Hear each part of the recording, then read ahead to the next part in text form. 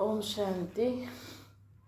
अॼु जी मुले तारीख़ आहे 24/3/2026। मिठा मिठा बाप दादा चवंदा मिठे मिठे ॿार तव्हां कृष्ण व्यवहार में रहंदे कमल फूल समान पवित्र ठहिणो आहे। हिकु बाप जी मथे हलणो आहे, कोई बि डिसर्विस न करणी आहे। प्रश्न: कंहिं ॿारनि खे माया जोत सां पंहिंजो पंजो मारंदी आहे, वॾी मंज़िल कहिड़ी आहे? उत्तर आहे, जो ॿार देह अभिमान में रहंदा आहिनि उन्हनि खे माया जोत सां पंजो मारे ॾींदी आहे, पोइ नाम रूप में फसी पवंदा आहिनि। देह अभिमान आयो ऐं पंजो पियो लॻियो, हिन सां पद भ्रष्ट थी वेंदो आहे। देह अभिमान तोड़णु इहा वॾी मंज़िल आहे। बाबा चईंदा आहिनि ॿार देही अभिमानी ठहो, जीअं बाप ओबीडियंट सर्वेंट आहिनि। केतिरा निरंकारी आहिनि न बाबा, अहिड़ा निरंकारी ठहो। कोई बि अहंकार न हुजिणो खपे। गीता न उहा असां सां जुदा थींदा। ओम शांति। ॿारनि गीत ॿुधियो? ॿार चईंदा आहिनि असां बाबा जा हुयासीं ऐं बाबा असांजा। जॾहिं मूल वतन में हुयो, तव्हां ॿारनि खे ज्ञान त सुठी रीति मिलियो आहे न। तव्हां ॼाणंदा आहियो असां चकर लॻायो आहे, हाणे असां उन्हनि जा ठहिया आहियूं। उहे आया आहिनि असांखे राजयोग सिखाए करे स्वर्ग जो मालिक ठाहिणु। कल्प पहिरियों मुआफ़िक, पोइ वरी आया आहिनि बाबा। हाणे बाबा चईंदा आहिनि हे ॿार, तव्हां ॿार थी करे हिते मधुबन में न वेहणो आहे। तव्हां पंहिंजे गृहस्थ व्यवहार में रहंदा आहियो। कमल फूल समान पवित्र रहो। कमल जो फूल पाणी में रहंदो आहे, परंतु पाणी सां मथे रहंदो आहे, उन्हनि ते पाणी लॻंदो न आहे। बाबा चईंदा आहिनि तव्हांखे रहणो घर में ई आहे, सिर्फ़ु पवित्र ठहिणो आहे। हीउ तव्हांजो ॾाढे जन्मनि जो अंत जो जनमु आहे। जो बि मनुष्य मात्र आहिनि उन्हनि सभिनि खे पावन ठाहिण मां आयो आहे, पर पावन सर्व जो सदगति दाता हिकु ई आहे। उन्हनि जे सिवाइ पावन को केरु ठाहे न सघंदा आहिनि। तव्हां ॼाणंदा आहियो अधु कलाक सां असां सीढ़ी उतरंदा आया आहियूं। 84 जन्म तव्हांखे ज़रूरु पूरा करणा आहिनि ऐं 84 जो चकर पूरो करे जॾहिं पोइ जड़जड़ीभूत अवस्था खे पाईंदा आहियो, तॾहिं मूंखे अचिणो पवंदो। विच में ॿियो कोई पतित खां पावन ठाहे न सघंदा आहिनि। कोई बि न बाप खे न रचना खे ॼाणंदा आहिनि। ड्रामा अनुसार सभिनि खे कलयुग में पतित तमो प्रधान ठहिणो ई आहे। बाबा अची करे सभिनि खे पावन ठाहे पोइ शांतिधाम में वठी वेंदा आहिनि। तव्हां बाप सां सुखधाम जो वरसो पाईंदा आहियो। सत्युग में कोई दुख थींदो न आहे। हाणे तव्हां जीते जी बाप जा ठहिया आहियो न। बाबा चईंदा आहिनि तव्हांखे गृहस्थ व्यवहार में रहणो आहे। बाबा कॾहिं कंहिंखे चई न सघंदा कि तव्हां घर बार छॾो, न त न। गृहस्थ व्यवहार में रहंदे सिर्फ़ु अंतिम जन्म पवित्र रहो। बाबा कॾहिं चयो आहे कि तव्हांखे घर बार छॾो न। तव्हां ईश्वर सेवार्थ आपे ई छॾियो आहे। कई ॿार चईंदा आहिनि घर गृहस्थ में रहंदे बि ईश्वर सर्विस कंदा आहिनि। कई ॿार आहिनि छुड़ाइबो न आहे। बाबा कंहिंखे बि छुड़ाईंदा न आहिनि। तव्हां त आपे ई सर्विस ते निकिता आहियो। बाबा कंहिंखे छुड़ायो अथई? बाबा चईं कंहिंखे घर बार छॾे अचो। तव्हांजा लौकिक बाप शादी जे लाइ चईंदा आहिनि, तव्हां न कंदा आहियो छो जी तव्हां ॼाणंदा आहियो कि मृत्यु लोक जो अंत आहे। हिन समय शादी बर्बादी आहे। पोइ असां पावन कीअं ठहींदासीं? असां छो असां न भारत खे स्वर्ग ठाहिण जी सेवा में लॻी वञूं। ॿार चाहींदा आहिनि की राम राज्य हुजे, पुकारंदा आहिनि हे पतित पावन सीताराम, हे राम अची करे भारत खे स्वर्ग ठाहियो। चईंदा बि आहिनि परंतु सम्झदा कुझु न आहे। सन्यासी माण्हू चईंदा आहिनि हिन समय जो सुख कागविष्टा जे समान आहे। बरोबरु आहे बि ईअं, हिते सुख त आहिनि, चईंदा रहंदा आहिनि परंतु कंहिंजी बुद्धि में न आहे। बाप कोई दुख जे लाइ सृष्टि थोरी रचंदा आहिनि, है न। हिते सुख न आहे, हिते त दुख ई दुख आहे, है न। बाप कोई दुख जी दुनिया, दुख जे लाइ थोरी सृष्टि रचंदा आहिनि। बाबा त सुख जी सृष्टि रची आहिनि। बाबा चईंदा आहिनि छा तव्हां भुलिजी विया आहियो स्वर्ग में दुख जो नाम निशान न रहंदो आहे। उते कंस आदि किथां आया? त बाबा चईंदा आहिनि कि हाणे बेहद जो बाप जो ॿुधाईंदा आहिनि उन्हनि जे मथे हलणो आहे। पंहिंजे मथे हलण सां बर्बादी करे छॾंदा आहियूं। आश्चर्यवत सुनंती कथंती भागंती या ट्रेटर ठाहींदा आहियूं। केतिरो वञी करे डिसर्विस कंदा आहिनि, उन्हनि जो पोइ छा हाल थींदो। हीरे जहिड़ो जनम ठाहिण बदिले कौड़ी मिसल ठाहे छॾंदा आहिनि, है न। इन करे हिकु त तव्हांखे बाबा मिलिया आहिनि, बाबा मिलिया आहिनि, तव्हां ज्ञान ॿुधो था, सम्झो था, जेतिरो धारण करे सघो, जेतिरी सर्विस करे सघो उहो करो। ॿिए खे किराइण जी कोशिशि न करो, ॿियनि जे जीवन में विघ्न रूप न ठहो, बाबा जी कार्य में विघ्न रूप न ठहो। पंहिंजे पाण खे एक्सेप्ट करो। असां एतिरो ई पढ़ी सघंदा आहियूं, एतिरी सेवा करे सघंदा आहियूं, है न। हिते त तव्हांखे कोई बि पाप न करिणो आहे, है न त कौड़ी मिसल ठही वेंदो। पिछाड़ी में तव्हां सभिनि खे सभु साक्षात्कार थींदो।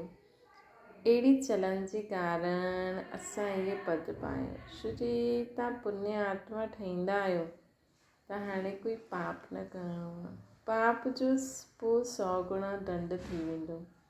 पर स्वर्ग में त ईंदव परंतु बिल्कुलु ई कम पद पाईंदा। हिते तव्हां राज्य सिखण आया आहियो, पोइ प्रजा ठाहींदा हुते वञी। मर्तबे में त ॾाढो फ़र्क़ु आहे। इहे बि सम्झायो आहे, यज्ञ में कुझु ॾींदा आहिनि पोइ वापसि वठी वठंदा आहिनि त चंडाल जो जनम मिलंदो। अहिड़ी आत्माउनि खे जो यज्ञ में कुझु ॾींदा आहिनि ऐं वापसि घुरी करे वठी वठंदा आहिनि, त अहिड़ा आत्माऊं चंडाल जो जनम वठंदियूं, है न। कई बार पोइ चलन बि अहिड़ी हलंदा आहिनि जो पद कम पाईंदा आहिनि। चईंदा आहिनि असां यज्ञ में एॾो ॾिनो आहे त असांखे एतिरो ॾियो।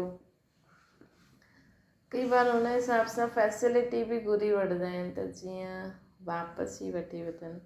बाबा सम्झाईंदा आहिनि अहिड़ा कर्म न करो जो राजा रानी जे बदिले प्रजा में बि कम पद पायो।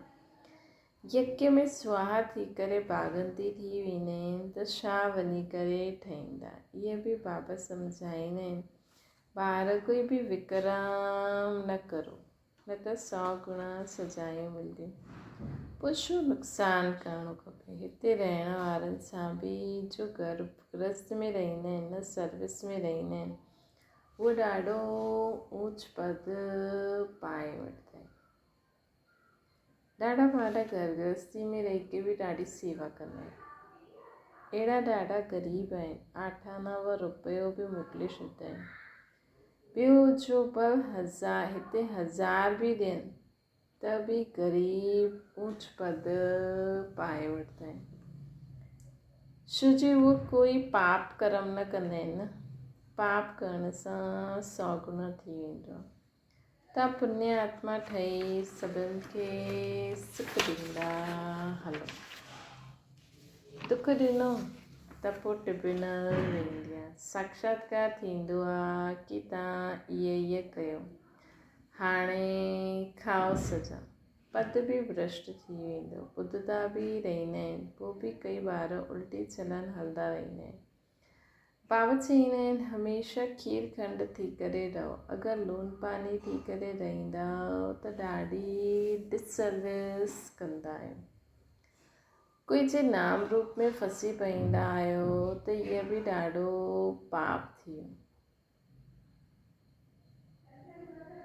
इहो बि ॾाढो पाप थी वियो। माया जीअं हिकु चूहो आहे, फूक बि ॾींदी आहे, पोइ कट बि काटती बि आहे, खून बि निकिरी वेंदो, पतो बि न पवंदो। माया बि ब्लड कढी छॾंदी आहे, अहिड़ा कर्म करवाए छॾंदी आहे जो पतो बि न पवंदो। पंज विकार हिकदमि सिर मोड़े वठंदा आहिनि।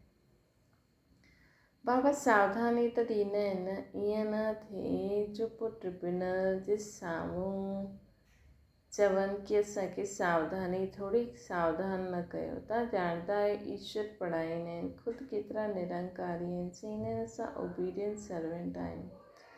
कोई कोई ॿार में केतिरो अहंकार रहंदो आहे, बाबा जो ठही करे पोइ अहिड़ा कर्म कंदा आहिनि जो ॻाल्हि न पुछो। इन सां त जो ग़रीब गृहस्थी में रहंदा आहिनि उहे ॾाढो उछली वेंदा आहिनि। देह अभिमान में ईंदे ई माया ज़ोर सां पंजो मारे ॾींदी आहे। देह अभिमान तोड़णु वॾी मंज़िल आहे। देह अभिमान आयो ऐं लॻियो इहे थप्पड़। बाबा चवनि था त देह अभिमान में अचण ई छो खपे जो इन पद भ्रष्ट थी वञे। ईअं न थिए हुते वञी करे झाड़ू लॻाइणो पए। हाणे अगरि बाबा सां कोई पुछे त बाबा ॿुधाए सघंदा आहिनि कि तव्हां हुते वञी छा ठाहींदव। ख़ुदि बि सम्झी सघंदा आहिनि कि मां केतिरी सेवा कंदो आहियां। असां केतिरनि खे सुख ॾिनो, बाबा मम्मा सभिनि खे सुख ॾींदा आहिनि, केतिरो ख़ुशि थींदा आहिनि। बाबा बॉम्बे में केतिरे ज्ञान जी डांस कंदा हुया, चातरक ॾाढा हुया। बाबा चवंदा आहिनि ॾाढो चातरक जे साम्हूं ज्ञान डांस कंदो आहे त सुठी सुठी पॉइंट्स निकिरंदियूं आहिनि। जेकी आत्माऊं चातरक हूंदियूं आहिनि कि बाबा ॿियो बि ॿुधाइनि ते ॾाढी सारी पॉइंट्स निकिरंदियूं आहिनि। चातरक खींचंदा आहिनि, तव्हांखे बि ईअं ठहिणो आहे तॾहिं तव्हां फॉलो कंदा। श्रीमत ते हलिणो आहे, पंहिंजी मत ते हली करे बदनाम करे ॾींदा आहियो त ॾाढो नुक़सानु थी वेंदो। हाणे बाबा तव्हांखे समझदार ठाहींदा आहिनि। भारत स्वर्ग हुयो, हाणे अहिड़ो कोई थोरी सम्झंदा आहिनि कि भारत स्वर्ग हुयो। भारत अहिड़ो पावन कोई देश हुयो ई न। चवंदा आहिनि लेकिन सम्झंदा न आहिनि कि असां भारतवासी स्वर्गवासी हुयासीं। हुते अथाह सुख हुयो, सत्युग में अथाह सुख हुयो, हर प्रकार जो सुख हुते हूंदो। गुरु नानक जी भॻवान जी महिमा कयईं कि उहे अची करे मूत पतीले कपिड़ा धोईंदा आहिनि, जंहिंजी ही महिमा आहे। एक ओंकार सतनाम। शिवलिंग जे बदिले अकाल तख्त नाम रखी छॾियो हुन शिवलिंग जे बदिले। हाणे बाबा तव्हांखे सॼी सृष्टि जो राज सम्झाईंदा आहिनि। बाबा हाणे असांखे सॼी सृष्टि जो राज सम्झाईंदा आहिनि। ॿार हिकु बि पाप न करिणो, न त 100 गुणा सजा मिली वेंदी। मुंहिंजी निंदा करवाई त पद भ्रष्ट थी वेंदो। ॾाढी संभाल करणी आहे। पंहिंजो जीवन हीरे जहिड़ो ठाहियो, न त ॾाढो पछताईंदा। जो कुझु उल्टो कयो उहो अंदरि खाईंदो रहंदो आहे। छा कल्प सां ईअं ई कंदासीं जंहिंसां असां हेठि पद पाईंदासीं। बाबा चईंदा आहिनि माता पिता खे फॉलो करणु चाहींदा आहियो त सच्चाई सां सर्विस करो। बाबा मम्मा खे फॉलो करणु चाहींदा आहियो त सच्चाई सां सर्विस करो। माया त किथे न काथे घुसी करे अची वेंदी आहे। सेंटेंस जी हेड खे बिल्कुलु निरंकारी थी करे रहणो आहे। बाबा ॾिठो आहे केतिरा निरंकारी आहिनि। कई ॿार ॿियनि जी सर्विस वठंदा आहिनि। बाबा केतिरा निरंकारी आहिनि। कॾहिं कंहिं ते गुस्सो बि न कंदा आहिनि। ॿार अगरि नाफ़रमानदार आहिनि त बाबा उन्हनि खे सम्झाए त सघंदा आहिनि। तव्हां छा कंदा आहियो? बेहद जो बाबा आहिनि। बाप ई ॼाणंदा न हर हिकु ॻाल्हि कि तव्हां छा कंदा आहियो, है न।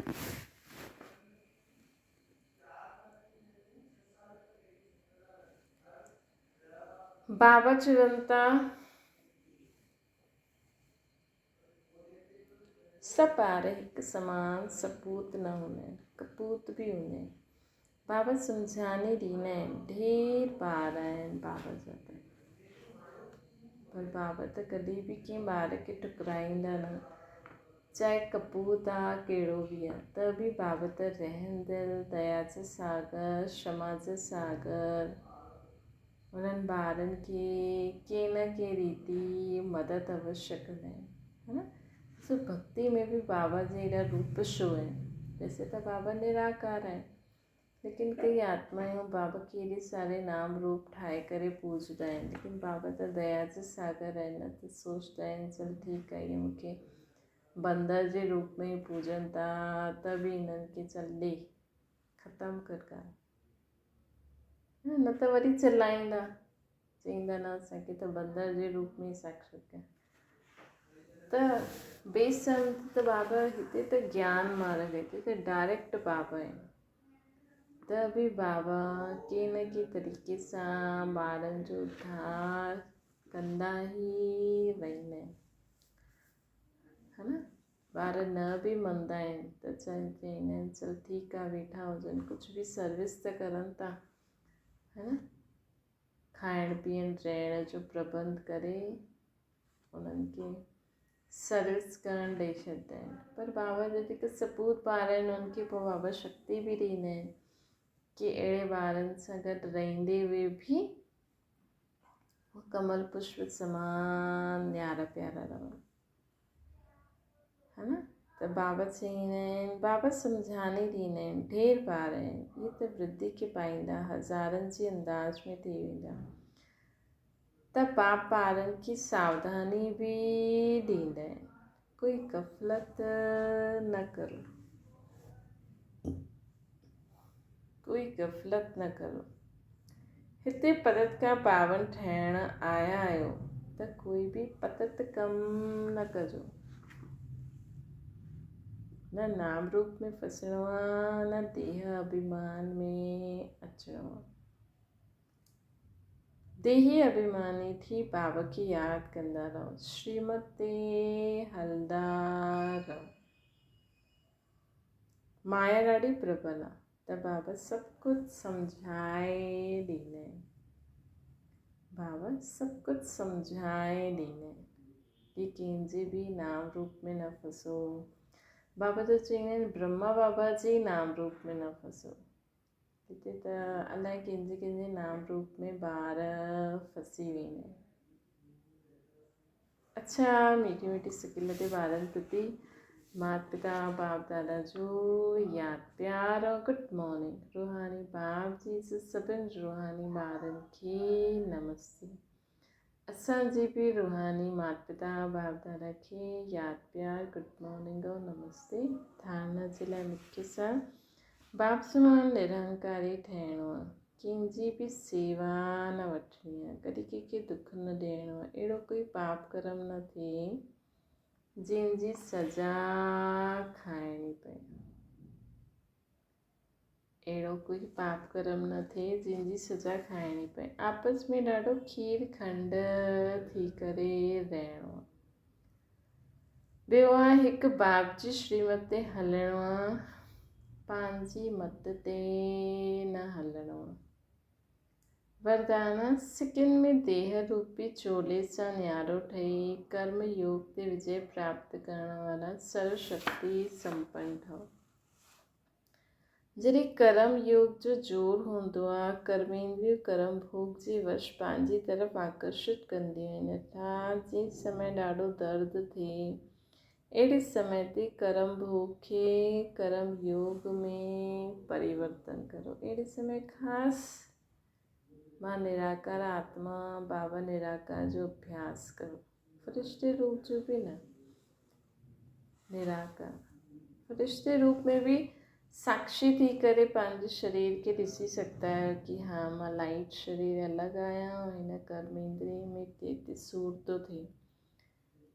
साक्षी थी कर्मेंद्रियनि सां भोग भोगण वारी ही सर्वशक्ति संपन्न अष्टरतन विजयी कहलाईंदा आहिनि।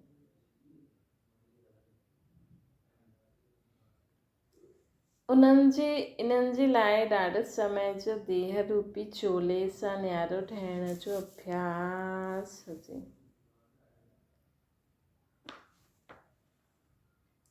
इहे वस्त्र आहे, दुनिया जी व माया जी आकर्षण में टाइट अर्थात खींचोबो न हुजे। ये शरीर हिकु वस्त्र आहे, है न? दुनिया जी व माया जी आकर्षण, ये दर्द भी आकर्षण ही थियो न, जो पंहिंजी तरफ़ असांखे खींचदियूं। ये आवाज़ूं, दुनिया में देह जे संबंध पदार्थ वस्तु वैभव। लेकिन असां सम्झूं मां आत्मा आहियां, है न, त पोइ असांखे ये सभु खींचदा न।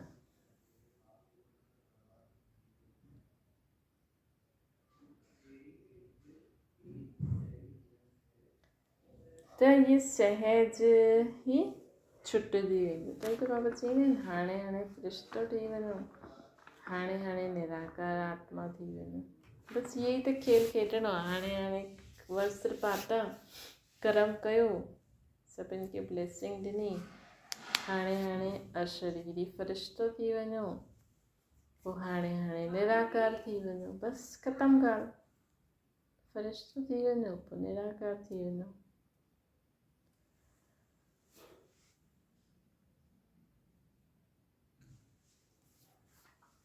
स्लोगन आहे सर्व जो मान प्राप्त करण लाइ निर्माण चित ठहो। निर्माणता महानता जी निशानी, निर्माणता महानता जी निशानी। मम्मा जा मां वाक्य था ॿुधो। ईश्वर सर्वव्यापी न आहे, उनजो प्रमाण छा आहे? शिरोमणि गीता में जो भगवान वाच्य आहे, भारत जाते जीत उते मां आहियां, ये परमात्मा जे मां वाक्य आहिनि। पहाड़नि में जो हिमालय पहाड़ आहे, उन में मां आहियां, ऐं सापनि जे काली नाग में मां आहियां। शिरोमणि गीता में आहे भगवान वाच्य, हे भारत जाते जीत आहे हुते मां आहियां। ये बि परमात्मा जो मां वाक्य आहिनि। ये लिखियलु आहे उन में गीता में। पहाड़नि में जो हिमालय पहाड़ी आहे उन में मां आहियां, सापनि में काली नाग में मां आहियां। हिन करे पर्वत में ऊंचो पर्वत कैलाश पर्वत ॾेखारींदा आहिनि, ऐं सापनि में काली नाग। त हिन सां सिद्ध आहे कि परमात्मा अगरि सर्व सापनि में केवल काली नाग में आहे त सर्व सापनि में उन्हनि जो वास न आहे। अगरि परमात्मा ऊच पहाड़ी ते आहे त गोया हेठि न आहे। पोइ चईंदा आहिनि जाते जीत आहे उते मुंहिंजो जन्म आहे, त गोया हार में मां न आहियां। ये सभु ॻाल्हियूं सिद्ध कंदियूं आहिनि कि परमात्मा सर्वव्यापी न आहे। पर उन्हनि खे ॿुधायो कि गीता में हीअं लिखियलु आहे, हिन जो मतिलबु परमात्मा सर्वव्यापी न आहे। हिकु तरफ़ हीअं बि चईंदा आहिनि, ॿियो तरफ़ ईअं बि चईंदा आहिनि कि परमात्मा अनेक रूप में ईंदा आहिनि। जी परमात्मा खे 24 अवतार में ॾेखारियो आहे। चईंदा आहिनि कच्छ मच्छ आदि सभु परमात्मा जा रूप जा आहिनि। हाणे इहा आहे हुननि जो मिथ्या ज्ञान। ये ही परमात्मा के सर्वस्त्र समझी वठंदा आहिनि, सर्वव्यापी। जबकि हिन समय कलयुग में सर्वस्त्र सर्वव्यापी त माया आहे। माया आहे न, त परमात्मा व्यापक कीअं ठहियो? गीता में भी चईंदा आहिनि कि मां पोइ माया में व्यापक न आहियां। इन सां सिद्ध आहे कि परमात्मा सर्वव्यापी न आहे। ॿियो आहे निराकारी दुनिया, आत्मा ऐं परमात्मा जे रहण जो स्थान। हाणे इहे त असां ॼाणंदा आहियूं कि जॾहिं असां निराकारी दुनिया चईंदा आहियूं त निराकार जो अर्थ इहो न आहे कि हुननि जो कोई आकार न आहे, है न।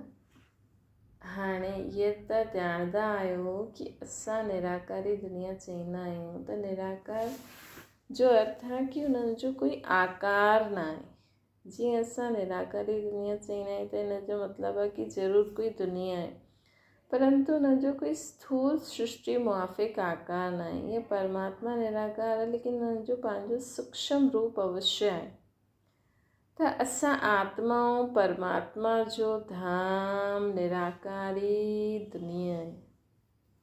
त जॾहिं असां दुनिया अक्षर चईंदा आहियूं त इन सां सिद्ध आहे उहा दुनिया आहे ऐं हुते रहंदा आहियूं, तॾहिं त दुनिया नाम पियो न। हाणे दुनियावी माण्हू त सम्झंदा आहिनि परमात्मा जो रूप ई अखंड ज्योति तत्व आहे। त इहे थियो परमात्मा जे रहण जो स्थान, जंहिंखे चार होम चइबो आहे। त असां परमात्मा जे घर खे परमात्मा न चई सघंदा आहियूं। उहा आहे परमात्मा जो घर।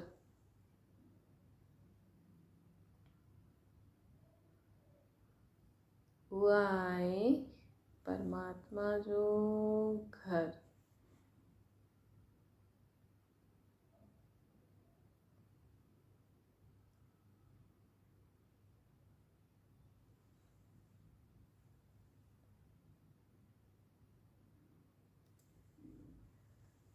त बाबा असांखे चवनि था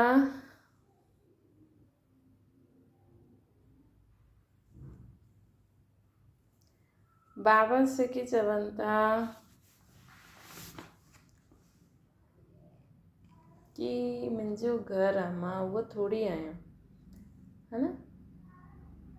हाणे ॿी आहे आकारी दुनिया, जिते ब्रह्मा विष्णु शंकर देवता आकारी रूप में रहंदा आहिनि। इहा आहे साकारी दुनिया, जंहिंजा ॿ भाग आहिनि। हिकु निर्विकारी स्वर्ग जी दुनिया, अॼुकल्ह सर्वता सुख पवित्रता शांती आहे। ॿी आहे विकारी दुख अशांति जी दुनिया। हाणे उहा ॿ दुनिया थोरी चईंदासीं, छो जो इहा जो मनुष्य चईंदा आहिनि स्वर्ग नर्क ॿई परमात्मा जी रचियल उहा दुनिया आहे। हिन ते परमात्मा जा मावक आहिनि ॿार।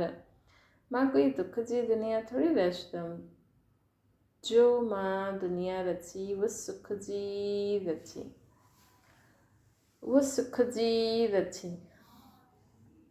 त बाबा चईंदा आहिनि हाणे इहे जो दुख शांति जी दुनिया आहे उहा मनुष्य आत्माऊं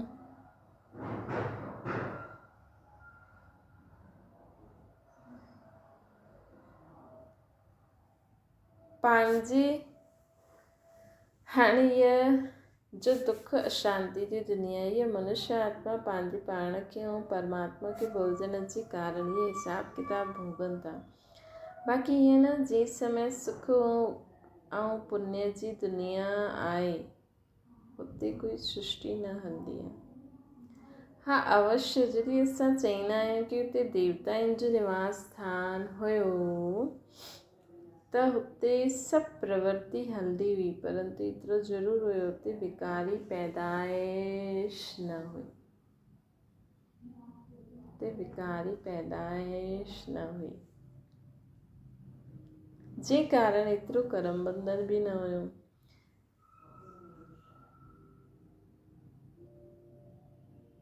ये दुनिया खे कर्म बंधन रहित स्वर्ग जी दुनिया चइबो।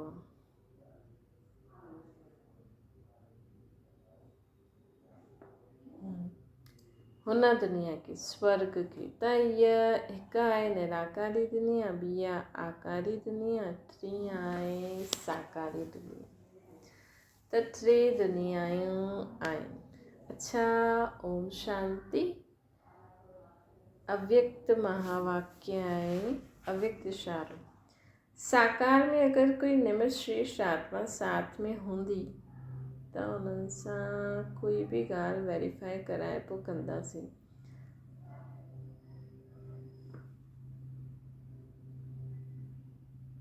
त निश्चय बुद्धि थी करे कंदासीं।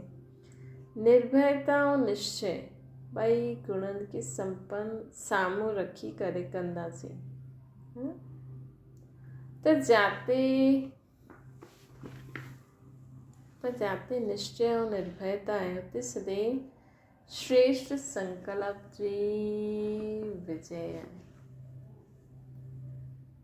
जाते निश्चय ऐं निर्भयता आहे उते श्रेष्ठ संकल्प जी विजय आहे। निश्चय ऐं निर्भयता जो बि संकल्प कंदा आहियूं, अगरि सदा निराकार ऐं साकार साथ व सम्मुख आहिनि त वेरीफाई कराइण खां पोइ निश्चय ऐं निर्भयता सां करो। इन सां समय बि वेस्ट न वेंदो। अच्छा, ओम शांति। बाबा खे यादि करो।